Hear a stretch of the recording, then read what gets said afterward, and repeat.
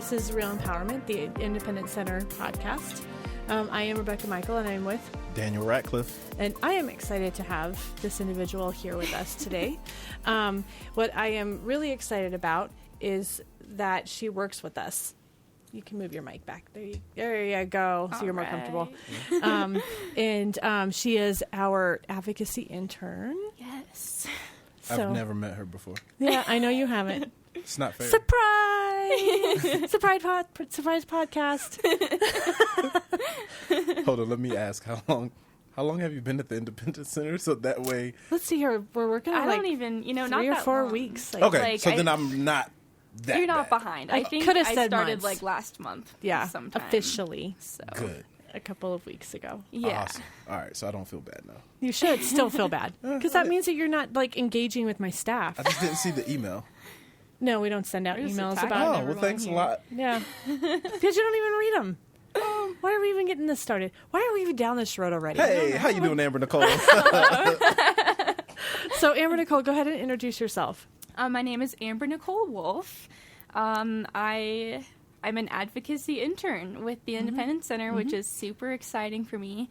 I'm 21. I'm autistic. I go to Pikes Peak Community College for sign language interpreting. Yay. So she gets all the kind of practice that she wants. Oh, within yeah. my That's the department. best part. She's The like, other- advocacy's really cool, but I actually get a also- practice. Yeah, the other Nice. day I just, came in and didn't do much, and I just studied for my midterm with Rebecca. I was like, you know what? Awesome. I think we can help you with this. Yeah. So cool. Mm-hmm. So, Yep. how did you find the Independent Center?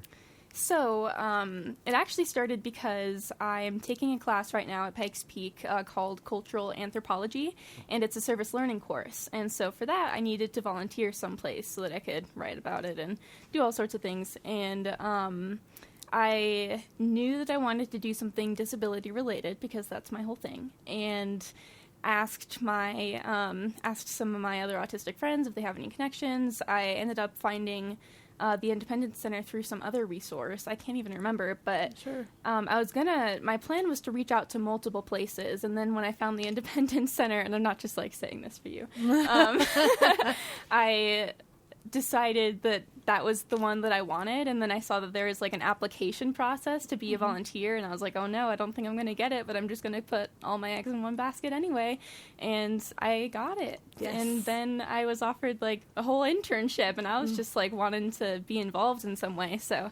I'm really excied about it. Yes. Pretty cool. Congratulations. Thank you. When we got got Amber Nicole's application, I was actually meeting with Elle, the community advocacy coordinator, and I was just reading it, and I'm like, this is like you 8 years ago, Elle. And she's like, we have to have her. So, you wrote a very good application and a very good introduction letter that just captivated us. And we were like, we've got to get her in to meet her. Mm-hmm. And so a little back and forth trying to get our schedules to connect. And then when you came in, it was like, yep, she's where she needs to be. I'm so happy to hear that every time, because I am constantly underselling myself. Sure. I feel and I feel like I need to be doing more all the time. So when literally everyone that I talked to at the Independence Center, leading up to me having this interview and everything, was so excited about me. So Nice. verbally telling me you have all this experience, and I was like, it's super validating. Every time I come in. Yeah. Good. We want to be validating because Yeah. you have done some of your own self-advocacy work, and so we won't give Daniel all of the I know what information. the A is now. Oh, do you? Are you sure about that? No. Okay. So that was a whole beginning of our conversation Yeah. that hopefully isn't part of this whole.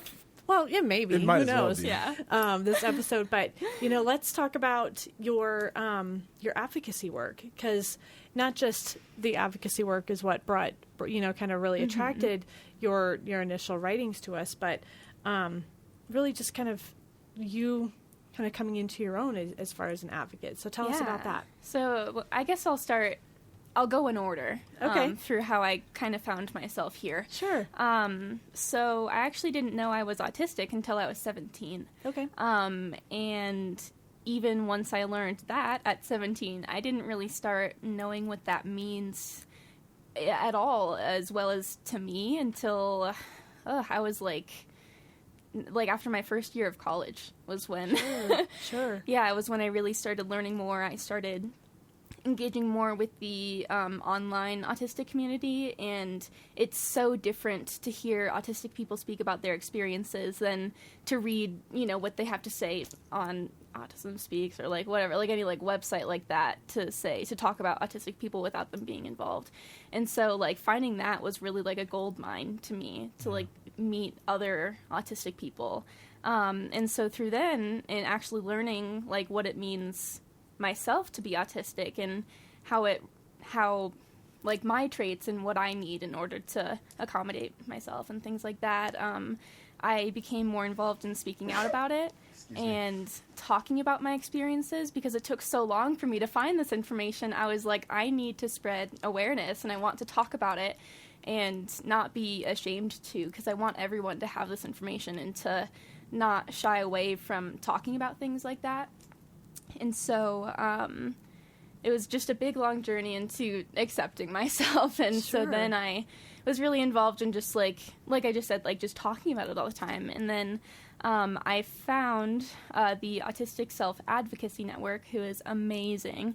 And it's entirely, like, it's for autistics by autistics. Sure. And they do this thing called ACI, which is short for Autism Campus Inclusion Summer Leadership Academy. Huh. Now you know. Yeah. I had the A right. Right. At the end. And it was really daunting, but I decided that I wanted to go for it. It's for autistic college students, and you have to apply for it. So I had to do a big, long application that had, like, essays in it, and then later on, when I found out I had made it to the next step, I did a phone interview and then eventually was chosen, along with about 14 other people, I believe, to be a part of this program where it's just autistic college students who are self-advocates, and we all go to D.C. We actually got to stay at Gallaudet University, which is very exciting cool. for me and my studies. And, yeah, we just got to listen to, like, seminars. We got to listen to staff of ASAN who are autistic, and just a bunch of people teach us about things like advocacy, ways to do it better, and different kinds of ways to do it, what we can do on our campus. And we also talked about some like government stuff, like passing bills and things like that. And at the end, we actually got to go to Capitol Hill to lobby to our representatives on a few bills that ASAN was working on. Super, super exciting. And so I think that was really my big breakthrough as far as, like, I'm actually doing something meaningful now. Sure. Nice. And even though there's a million different ways to be an advocate, and even just, being on Twitter saying, like, here's the bad day that I had today because someone told me that I don't look autistic, like, that's still doing something meaningful. Right. But this is just, like, another level. And then, trying to be involved with things like that as much as I can led me here as well. So Very cool. It's Yeah. interesting. yeah. So, in hearing your story, you were stating that you were not diagnosed until you were 17. Prior to that, what was life like? So, interesting story as far as that goes. So, when I was younger, it was kind of like identified. I was a very late speaker. I didn't speak at all until I was 4 years old. And I went to a special education preschool. I had an IEP, individualized education plan. My dad's military, so I was in the exceptional family member program. So I had, I was in speech therapy and behavioral therapy, and I was, had all these different things that I was doing, but I was really young, and so no one came out and said, we're going to diagnose you right now. We're just going to, treat, the symptoms, I guess. Sure. And so then once I began to speak and I started exceeding in school, my, I guess my family decided it didn't seem like an issue anymore. But little did, anyone else know, including myself, I didn't know that I was really struggling under the surface. Sure. And so it's really interesting thinking about the time before I knew. Because, I knew that I had those things happen when I was younger, but I thought that was gone. But then also I would have all these, a big part of autism for me is the sensory experience. Sure. Okay. And so I am very, very overwhelmed and even pained by, like, sounds. Sure. And so there were certain sounds that I've always had that have always, like, really bothered me, and they give me, like, panic attacks, basically. And so when I was younger, like, this would still happen to me, obviously, because I've been autistic my whole life, even if it's not identified yet.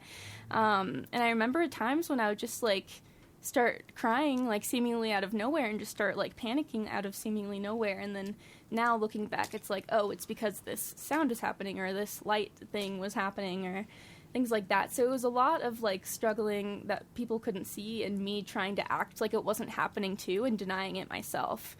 Because I just didn't know, and I didn't know how to do better for myself by saying, we're not going to do the thing that makes, that has the sound, and I'm going to cover my ears if I need to, So Sure. it was a lot of that. But so it was, and that's what I call masking, or, Okay. commonly referred to as masking, like Yes. pretending that you're not autistic or that you're not dealing with these things, even if you don't realize you're doing that. Yes. Sure. And all this masking led to this kind of breakdown that I had in this one summer before my senior year when I was 17, when I ended up going to a music festival, which Okay. bad Major news for overload. me. Yeah. And I didn't know any of these things, so I was like, yeah, I'll go to this music festival, but it's loud, it's hot, there was, like, strobe lights and stuff, people were smoking cigarettes because it was outdoors, and it was all day, so it's just, like, really strenuous, and so it's just, like, Sure. all these things that were bad for me, and I had this, like, wild, like, I kind of just, like, shut down, Yeah. and I ended up having to go to the ER because we just didn't know what was wrong What's with me. wrong? I wasn't talking, I wasn't eating, I was, like, ridiculously, like, sick, like, nauseous.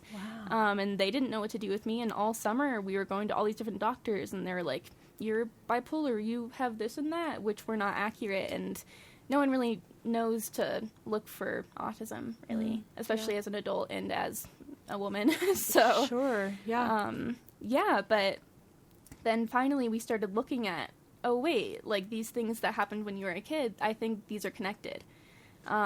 So that was kind of when I learned that, I'm autistic, and actually wasn't even diagnosed officially until a couple years later.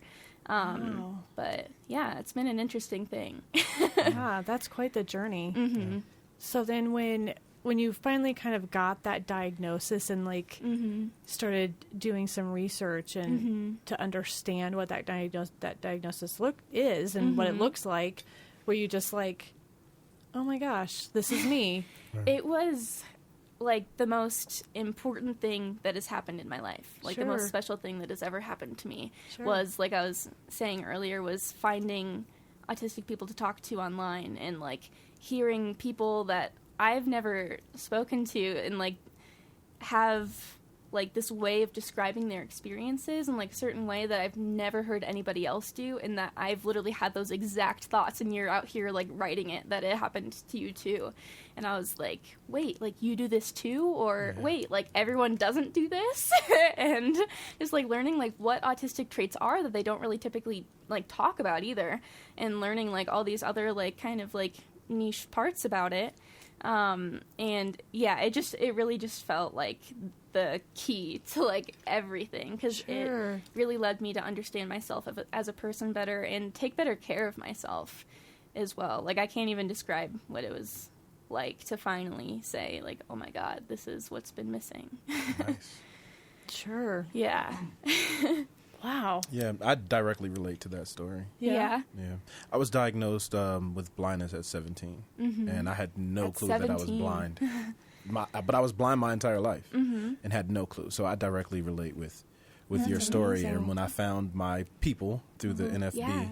I was like, yes, I'm not the only one. So I know exactly how you feel. Yeah, it's a big mix of Yeah. I'm not the only one, and also, wait, like, everyone isn't experiencing this? Right. You're just trying to fit in Yeah, so hard. exactly. Like, And- where are my people? Exactly. And, with some things, it's like a lot of time I was just thinking, like, maybe everyone experiences these things and are just better at hiding it, and they're just, like, dealing with it better than I am.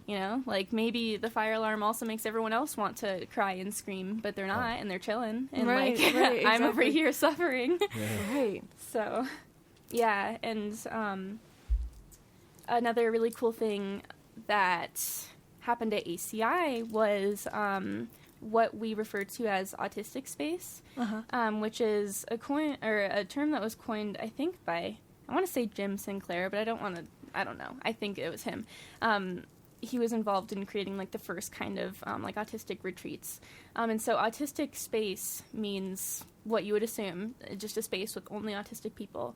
And surprisingly, it's hard to find. I have only 2 autistic friends in real life. And I actually just moved here from Omaha, Nebraska, and they exist in Nebraska. So I had just moved to Colorado when I went to ACI. I was here for like a few weeks by that point. And so getting to be in a room with like all of these other autistic people, and it was very, very clear, like, we are able to do whatever we need to do. We can stim, we can, sit under the table if it's too bright. Sure. If we need to walk out and we can't, like, listen to the whole lecture because we're overwhelmed, like, no one, like, we just have, like, free reign to do whatever we need to do for ourselves. And it sounds like a really simple concept, but for all of us, I think everyone there, it was actually all of our first experiences with Autistic Space. And we were all just so, it actually took, like, some learning for us. We had to kind of, like, it was a hard time for us to kind of learn how to take off our mask because we didn't need it here. And it was just really, really interesting to see everyone's experience with that and so how alike we all are and how, like, I don't know, just to watch everyone discover this amazing thing, like, together, and for us all to just be in a space where we're ourselves, we're accommodated, and we can be our best selves doing this program. So Right, definitely. Yeah. So is it offensive for an individual that lives with autism? Is it offensive if somebody says, "Oh, this is an autistic person," rather than saying an individual that lives with autism? So there's a big there's a lot of talk about what kind of language is appropriate to use. Sure. I won't speak for everyone, but I will say that in my experience, the autistic community, like, as a whole, like, the majority of us do prefer to say the word autistic, and that would be called identity first language. Yes. And to say person with autism or living with autism or anything like that would be person first language. Right. And different people and different groups of people prefer different ones. I personally, for myself, prefer to say autistic, disabled, and I find a lot of power in those words. Yeah. Very cool. Yeah. I feel like it's, I don't know, kind of like defiant to be able to be proud of saying those words. Yes. And so that's just kind of its own thing. And other people find power in, being referred to with person first language. But it's definitely not at all offensive to say autistic person. I prefer it. And if someone feels differently, you just adjust to each person. So. Right. And how do you feel like if, let's say we were out and about and I introduce you and I'm like, "Hey, this is Amber," right? This is Amber. Do some people tend to say, "This is Amber, she has autism," and they just put you on blast? or is it like, "Hey, this is Amber," and then if it comes out, it comes out? Like, what is the most comfortable way for you? So for me, this was a big part of my journey as well. At first, when I very first learned, like, that summer, I was like, this is embarrassing. It was very jarring to have lived 17 years and then have this stigmatized word attached to me when I thought that I knew who I was already. And so, as much as you can at 17. Sure. So at first, I didn't tell anybody. I only told, like, my closest friends, and I was, like, using words like high functioning and stuff, and just to be like, no, like, I'm not like them, you know? And there's so much harm in doing things like that, that I later learned, had to, really unpack all of my internalized ableism, which we should all constantly be working on. I try to. And, over time, like, when I found the autistic community and when I started learning more about these things, then, like I said, like, I find power in saying that I'm autistic. And so I like to be as open about it as possible. There's some situations where it's maybe not safe to, just declare it, or when I don't know the person, as well if I'm meeting someone for the first time. But when I can, like, I totally don't mind it coming out. And I try to be really upfront with it when I meet new people, just so that they know what the deal is, so that I can be myself and do what I need to do, and they know what's going on. Yeah. And they know how to, like,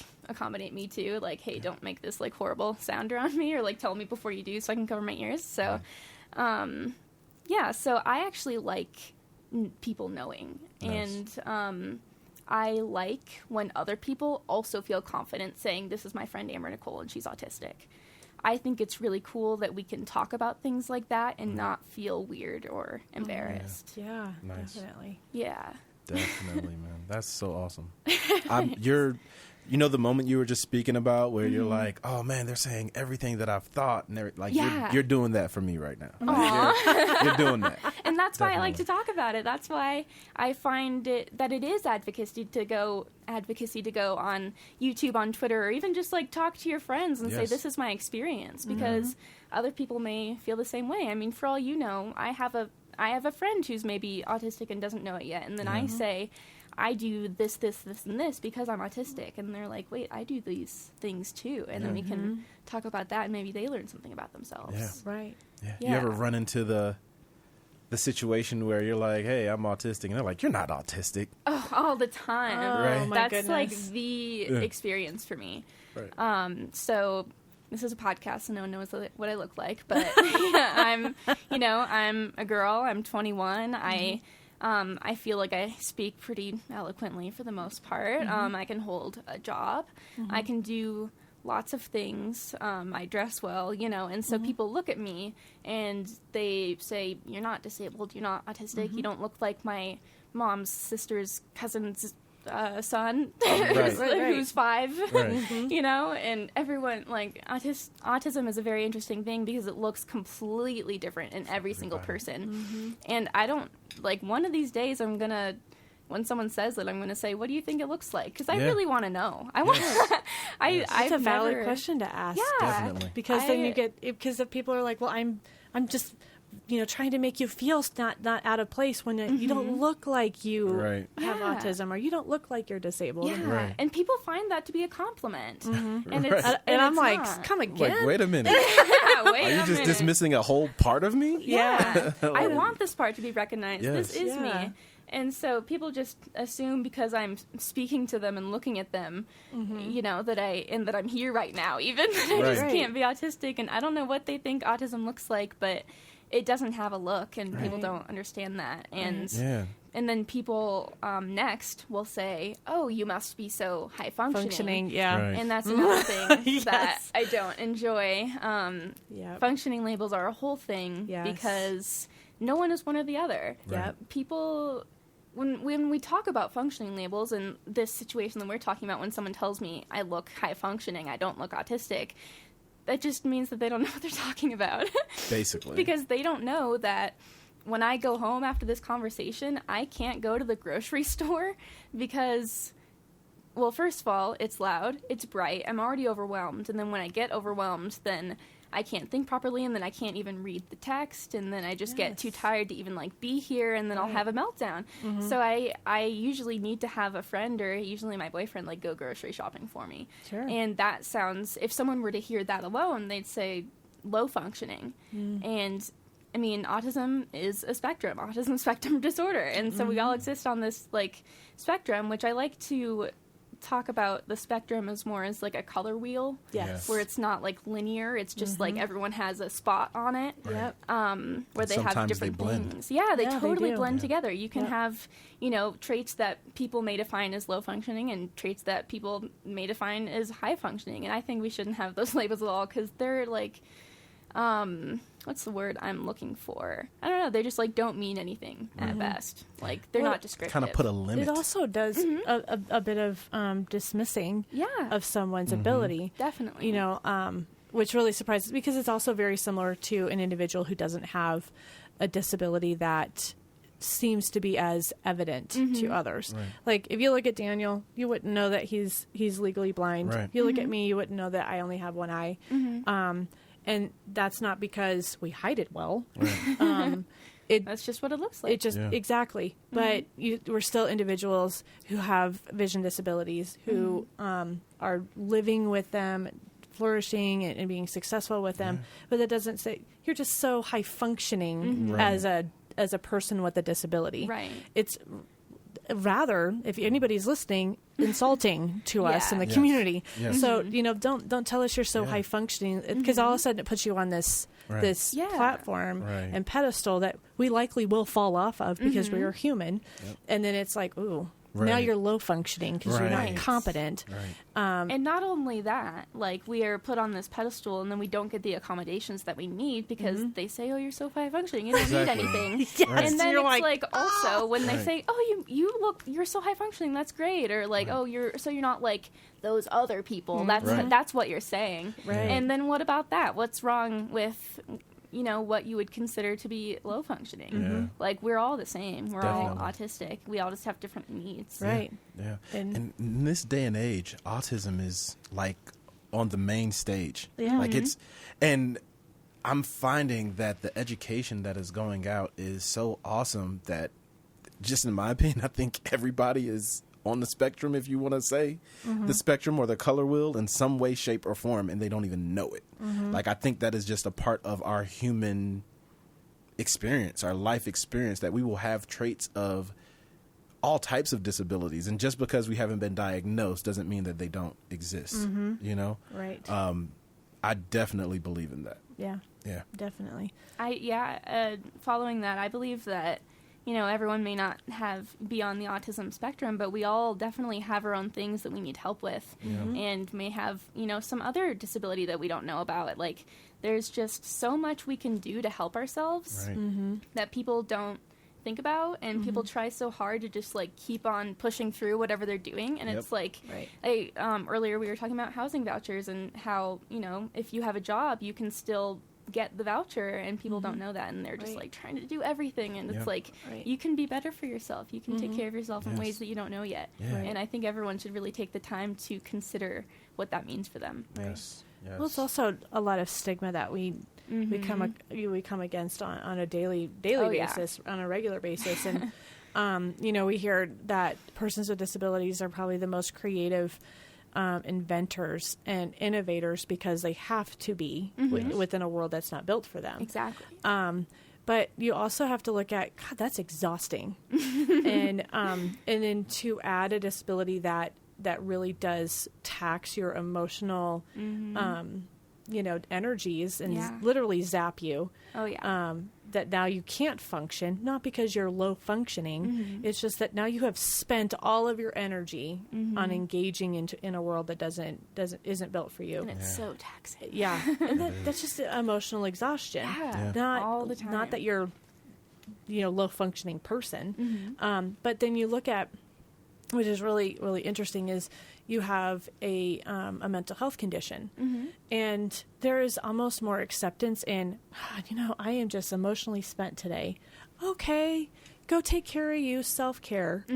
But then when it comes to the autism spectrum diagnosis and having the same reaction to being emotionally spent because you have interacted at this level,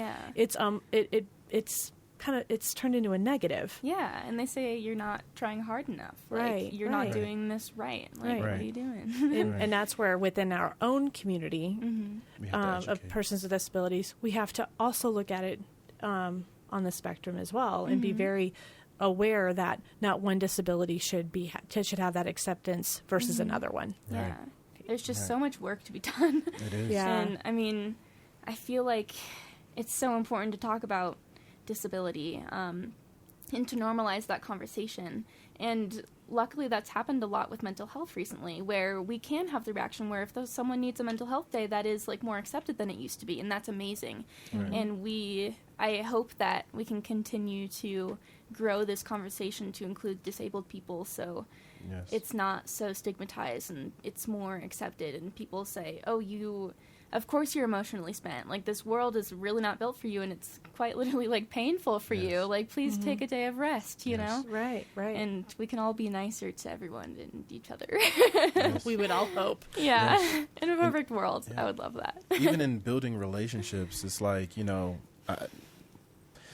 I could meet someone and we could have a conversation and I never disclose that I'm blind, and I can see the conversation going very well. And it seems that as soon as I disclose that I'm blind, they start to like treat me like I have the cooties, or feel like they have to do so much more. Like I'm going to be a burden upon them. Like, yo, I'm blind, but I'm very independent, and I am more than capable of taking care of myself. Yeah, and if you're not, that's okay too. And that is okay, right? But there will, like I was going to say, like there will be times where I might need your assistance. Right. I won't be able to drive and pick you up for a date, but Uber works. You know, we'll figure it out. Right, and just understanding that. Right, and I think that individuals with blindness or disabilities, period, tend to be some of the most loving, humble people.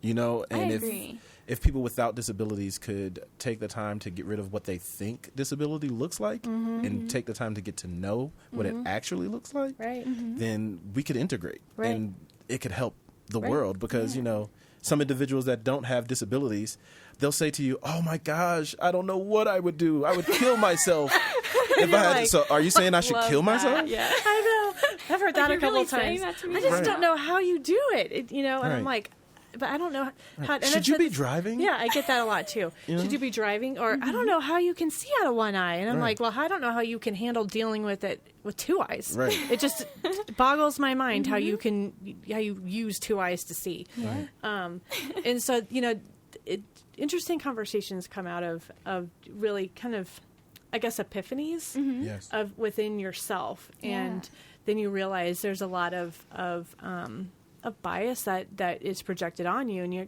constantly trying to like navigate through it. Yeah. And oh darn, we're pretty good at being hard on ourselves within our own disability community. Oh yeah.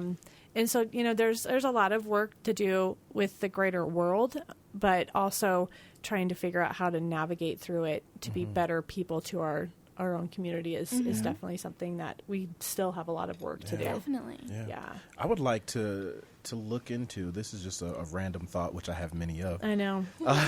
Sometimes I'm scared when you share. I would like to look into the correlation between disability and mental health conditions, because I feel that with disability comes some type of mental health. You know, and I think that really needs to be addressed amongst every community of individuals with disabilities, because the anxiety, just in meeting new people, like, man, am I going to get dissed? Because how do I have to present myself so that I am treated like a person instead of like... That's my daily... Yeah. I just want to be equal. I don't want more than the next person. I just want to be equal. And I don't want to be perceived as a burden. Right. And I think that can contribute to a lot of self-esteem issues. Oh, yeah. A lot of anxiety, in some instances, PTSD. Oh, yeah.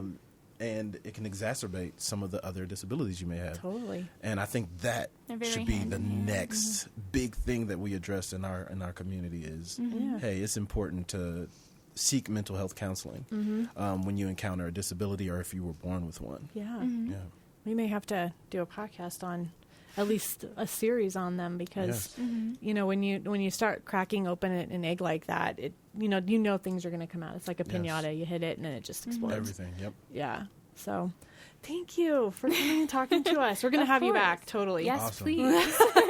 This is very exciting. Yes, definitely. So the best way, I guess, to get a hold of you is to contact the advocacy department at the IC, and then we can connect anybody who's interested in talking to Amber Nicole about her experience. She's clearly very open to talk. I am very open to talk. Yeah. I love talking about my experiences, and I find a lot of power in it, and I just like to say things. I like to talk. So well, you're welcome to talk. If anybody wants to contact me or whatever, like no matter who you are, like I would love to give you more information about like other autistic issues, other disability issues as a whole, or just my own experiences. Yeah, so definitely. And she's also learning ASL. So I am. Yeah. So you can now, speak in another language. Well, not proficiently, but you're getting there. I'm getting there. Yes. I can hold like a conversation. So.